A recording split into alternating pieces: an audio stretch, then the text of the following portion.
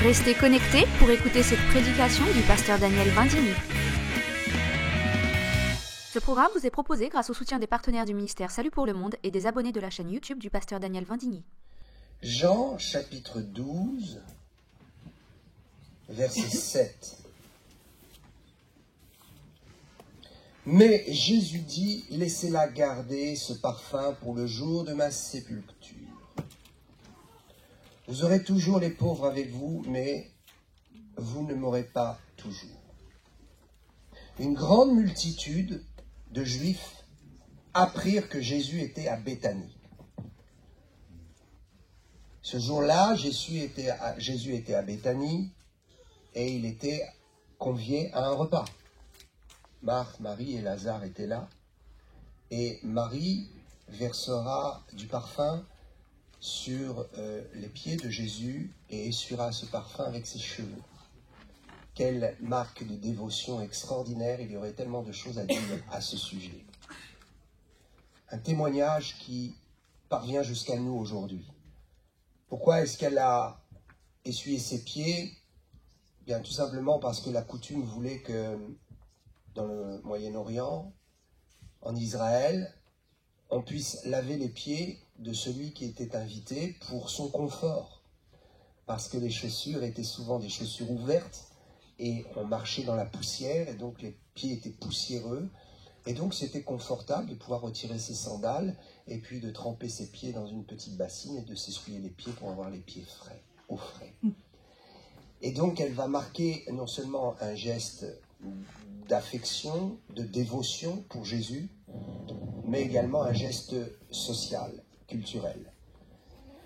L'objet de ce que je veux partager n'est pas là. Je veux juste dire que nous faisons tous des actes qui rendent témoignage de notre amour pour Jésus.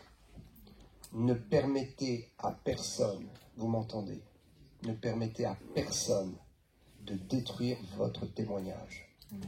Judas arrive et il dit, oh, mais on aurait pu vendre le parfum pour 300 pièces. Destruction du témoignage. Il y a toujours des gens qui seront là pour essayer de détruire vos actes de foi et vos actes prophétiques. N'oubliez jamais, un acte de foi est toujours un acte prophétique. Quand tu fais un acte de foi, cela a une répercussion sur l'avenir et sur la construction de ta vie. Quand nous loupons l'acte de foi, nous détruisons l'avenir parce que nous bloquons l'esprit prophétique qui agit et qui se met en mouvement dans l'avenir. Tout acte de foi est prophétique. Tout acte de foi construit votre avenir et va s'inscrire dans le mécanisme de la justice de Dieu qui rend à chacun selon ses œuvres. Donc, la foi est une œuvre.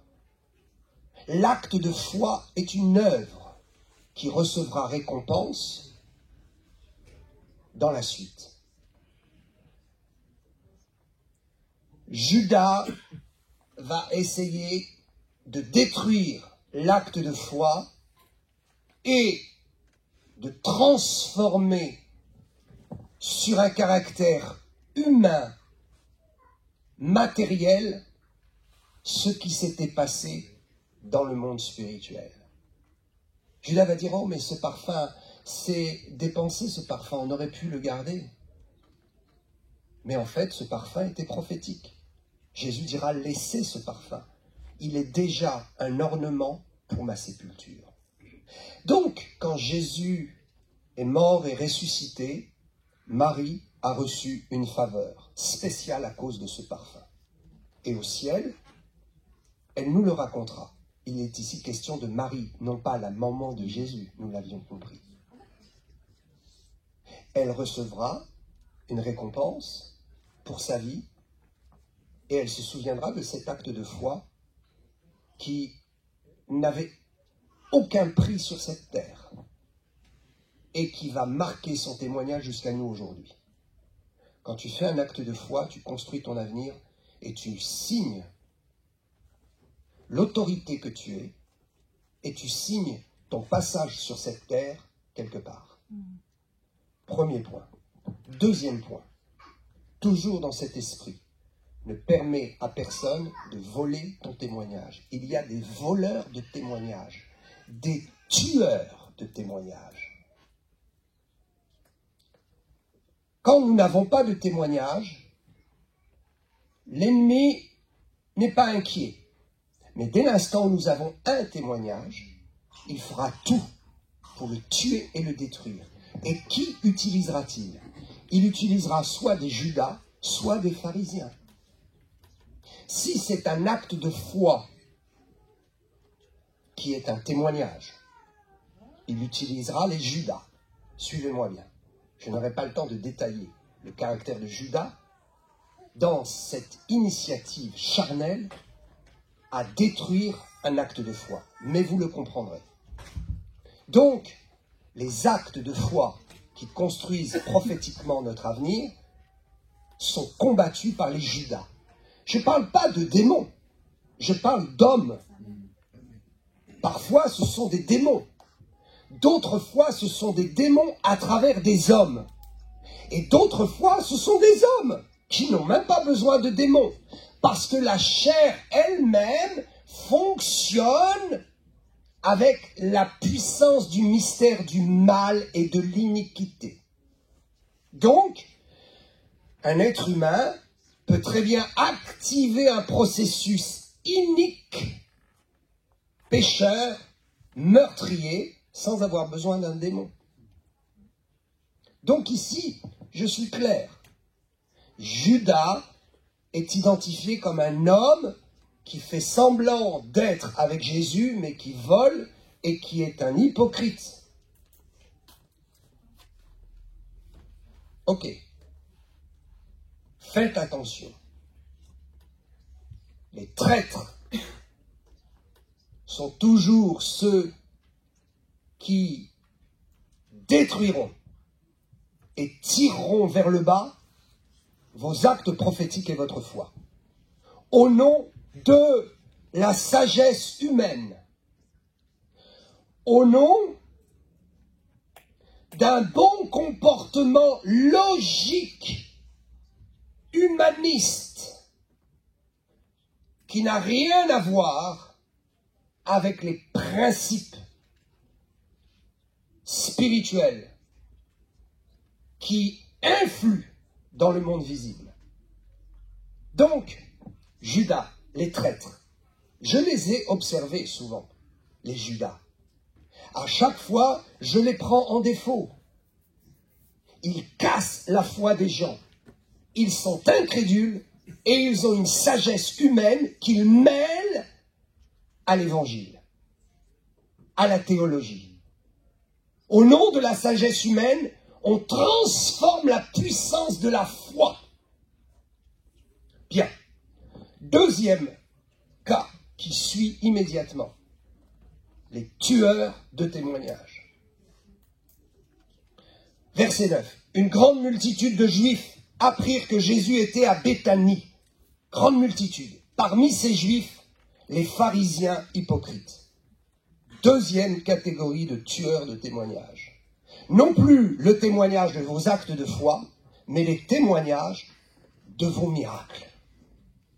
Les hypocrites, les pharisiens, sont réellement des gens incrédules qui s'attaquent de front à votre miracle pour vous faire croire que vous n'avez jamais eu votre miracle. Et si vous y croyez et que vous en avez les preuves, ils chercheront à vous tuer, spirituellement ou physiquement. Parfois les deux. Spirituellement, dans tous les cas. Parfois, rarement, mais ça arrive, par la sorcellerie, la méchanceté, ils chercheront à vous éliminer.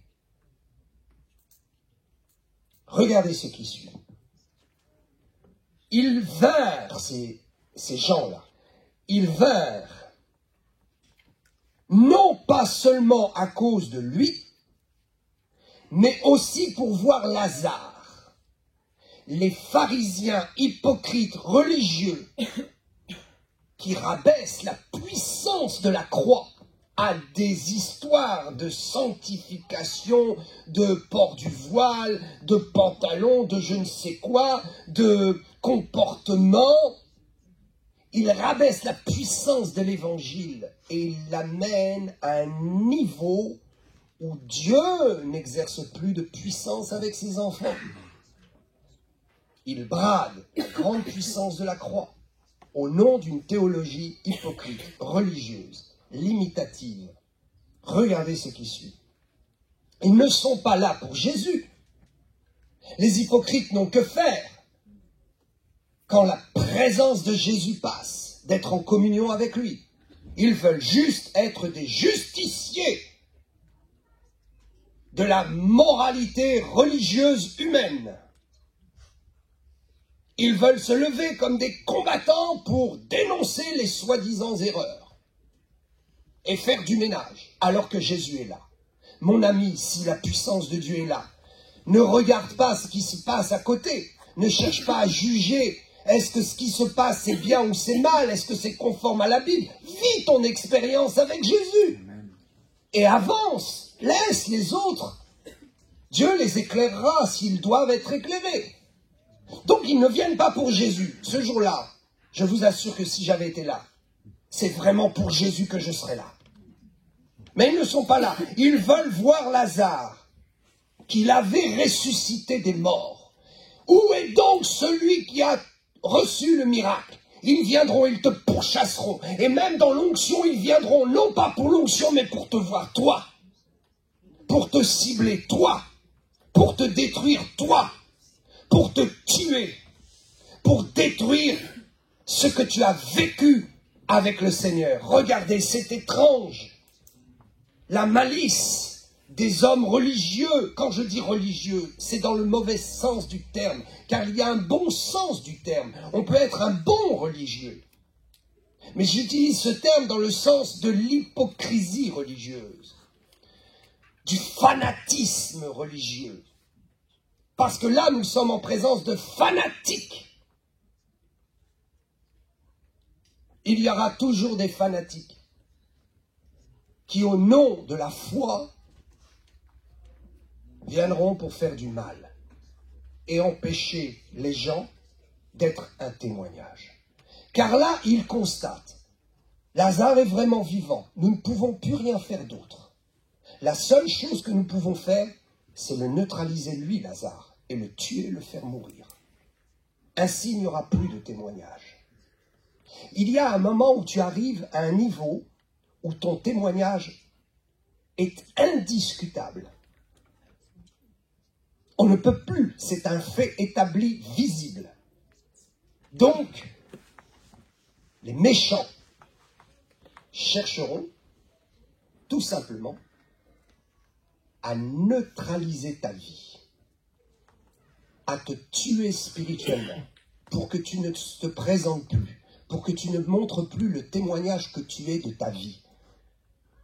On ne peut plus combattre le témoignage d'une vie changée. J'étais un bandit, je suis un ange. J'étais un démon dans les quartiers qui vendaient la drogue, je suis devenu un ange qui prie pour les gens. Ça, comment voulez-vous changer cela? Le témoignage, c'est fini. On ne peut plus l'arrêter. Donc, ils vont essayer d'arrêter la personne. Tu as vécu une expérience forte avec l'esprit, ils vont essayer de te faire taire. Regardez ce qui suit. Non pas seulement à cause de lui, mais aussi pour voir Lazare qu'il avait ressuscité des morts. Les principaux sacrificateurs délibérèrent de faire mourir aussi Lazare. Parce que beaucoup de Juifs se retiraient d'eux à cause de lui et croyaient en Jésus. Waouh! Beaucoup de gens vont quitter les cimetières spirituels. Beaucoup de gens vont quitter les endroits de mort spirituelle pour venir là où il y a la vie, parce que tu as un témoignage. Donc, ils ne veulent plus que ces gens viennent vers la vie. Ils ne veulent plus que ces gens viennent dans le Saint-Esprit, l'onction. Ils ne veulent plus que ces gens soient libérés. parce qu'ils sont libérés en te voyant. Alors ils vont essayer de te neutraliser pour arrêter l'hémorragie. Mauvaise hémorragie pour eux, mais excellente hémorragie pour nous. Un transfert des lieux de mort spirituelle vers des lieux de vie spirituelle. Comment se fait le transfert de l'un à l'autre? Par le témoin. C'est pourquoi il est écrit dans l'Apocalypse que notre témoignage va tuer le diable. Quand je dis tuer, ça veut dire le neutraliser, lui causer des ennuis très très graves, tuer ses projets. Entre le transfert de l'un vers l'autre, le témoin. Le transfert entre l'enfer et le ciel, le prédicateur, le témoin que tu es. Le transfert entre le lieu de mort et de vie, le témoignage de ta vie. Ils vont donc se jeter sur toi. Ils vont même venir là où tu vis avec le Seigneur, l'onction et la puissance. Ils viendront même dans ton intimité de communion avec Dieu pour essayer de te neutraliser. Reconnais-les. Ils sont dangereux. Ce sont des tueurs de témoins.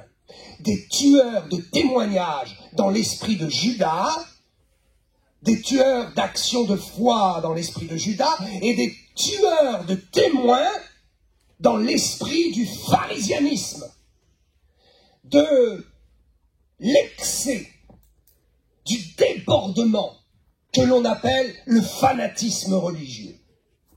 Que Dieu nous aide. There is power in the name of Jesus.